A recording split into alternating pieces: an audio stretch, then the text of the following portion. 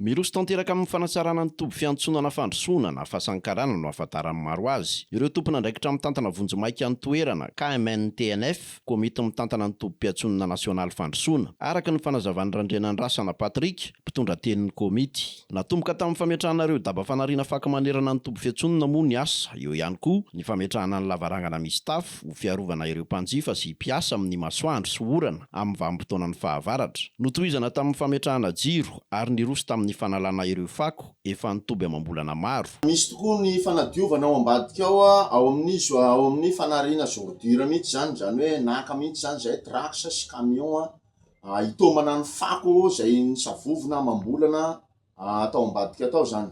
Androany moa zany alahady mba vitsivitsy ny tômôbila mandeha de mba mangingina mba milamina kokoa zany ny tômôbila mandeha zany tsy de betsaka de androany ny safidiana anaovana an'le fakana an'le fako be misy savovona ao ambadika ao satria amam-bolana zany izy io tsy de vita ny naka anazy fa miezaka zany ny komity mitantana ny tobim-piantsonana nasional eto amin'ny fandrosoana mba hanala tanteraka ny fako de araky ny arahantsika nahita io moa zany de fotoana kely fotsiny tsisa rehefa aveo de ho voadio tanteraka io fako de miroso hatrany zany ny fanatsarana ny tobim-piantsonana amin'izao fotoana zao.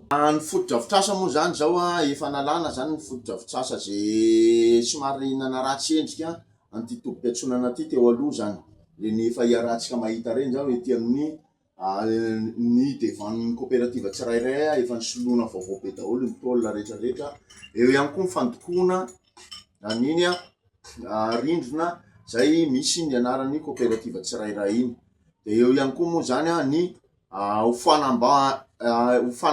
fanamboarana alohan'ny atongavan'ny fahavaratra anio tany zay andehanana ivezivezen'ny fiara sy ny moto sy ny rehetrarehetra fampiasantsika amin'ny ambany iny tsy maintsy hiezaka zany ny komity anenjika ny fanamboarana an'iny alohan'ny idirantsika amin'izao fahavaratra zao.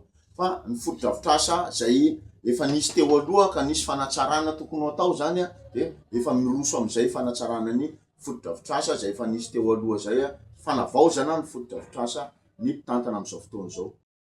Tsy ny foto-drafitrasa ihany no nasiana fanatsarana eny an-toerana fa eo ihany koa ny kalitaon'ny tolotra omena ny mpanjifa ho hiatrany ny fanazavan'ny tompon'andraikitra kanefa tena mila fiaraha-miasa amin'ireo mpanjifa izany toy ny tsy fanapahana tapakila ivelan'ny toby fiantsonana, ny fanarahana ny lamina rehetra ary ny fanajana ny fahadiovana indrindra eo amin'ny fanariana ny fako. Ao anatin'ny fotoam-pialan-tsasatra tokoa moa zany tsika zao de arak'izay de be ny mpanjifa tonga eto amin'ny tobim-piantsonana fandrosoana zay fahasankarana ny antsona azy ny alalana anazy hatramin'izay.